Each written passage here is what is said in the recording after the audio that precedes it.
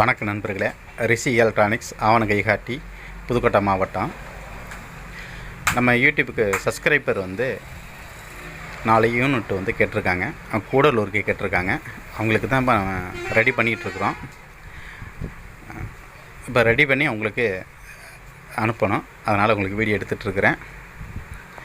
மற்ற full video எடுத்துகிட்டு உங்களுக்கு அந்த அட்ரஸோடு உங்களுக்கு நான் காட்டுறேன் நண்பர்களே. 4 யூனிட் நம்ம ரெடி பண்ணிட்டாங்க. இனி பேக்கிங் பண்ணி நம்ம அனுப்புகிறது தான் வேலை. சரி, இது ஆடியோ எப்படி கிளாரிட்டி இருக்குங்கிறத பார்க்கலாம்.